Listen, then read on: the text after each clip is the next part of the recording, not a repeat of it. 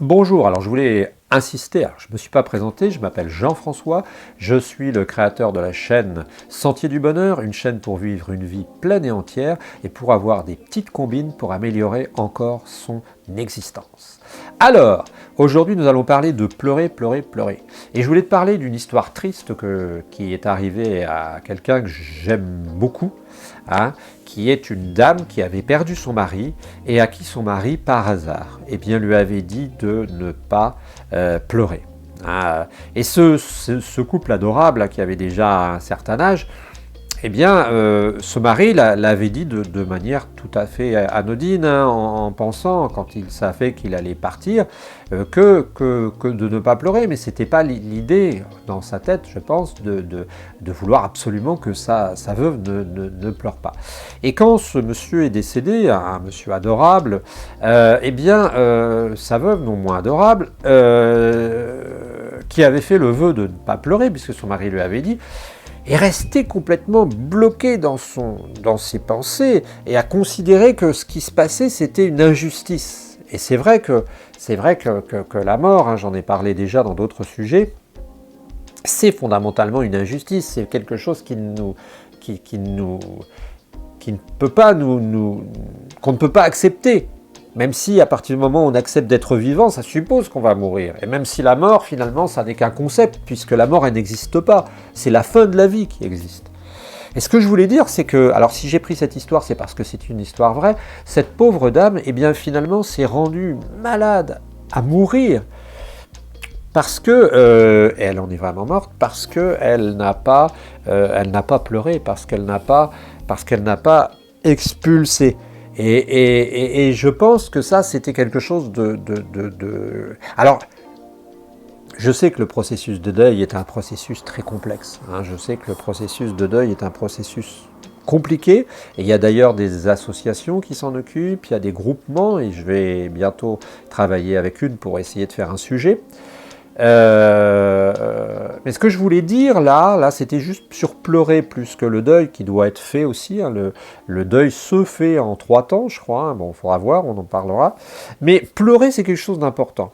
Et je pense que de la même manière que Tal Scheller, qui parfois délire un peu avec ses histoires de gourous et de ses histoires de chaman, le disait fort bien, les enfants ont la capacité d'exprimer ce qu'ils ressentent et de se vider carrément. Nous, les adultes, on n'est pas capable de ça. C'est-à-dire qu'on a des codes, on a des obligations morales, on a une sorte de règles comme ça qui ne sont pas vraiment complètement écrites, mais qui font que c'est difficile parfois de donner cours à ses sentiments. Et je pense que le fait de pleurer peut être vraiment quelque chose de très important et quelque chose qui apporte énormément. Parce que pleurer, c'est vraiment ne serait-ce que les larmes qui coulent sur les yeux, et des yeux, le sel qu'on sent un peu dans la bouche, des larmes qui nous coulent jusqu'à la bouche. Je pense que c'est vraiment quelque chose, alors c'est pas toujours facile, mais je pense que c'est quelque chose dont il ne faut pas avoir honte. Alors ça ne veut pas dire qu'il faut pleurer simplement parce qu'un chef de service vient nous emmerder, ou qu'il faut pleurer parce que, etc. Ce que je veux dire, c'est que parfois, il ne faut pas se priver de pleurer. Et pleurer, c'est quelque chose de très... Parce que physiquement, quand on a pleuré, on est après fatigué, on est plus apaisé. Et je pense que ça a été fait sans doute par la nature, et souvent... je pense que certaines personnes retiennent leurs larmes et je pense qu'il ne faut pas hésiter à y aller. Alors, bien sûr, certaines personnes vous diront « ouais, tu pleures, t'es une fiotte, etc. » On a une culture de la violence, on a une culture de l'affrontement chez nous. Et donc ça, c'est très important de le comprendre. L'homme en particulier doit être quelqu'un qui est solide, qui est dur, qui ne pleure pas. Et sous certains aspects, c'est vrai. Mais je pense que de temps en temps, il ne faut pas hésiter à pleurer. Il ne faut pas hésiter à pleurer quand ça arrive.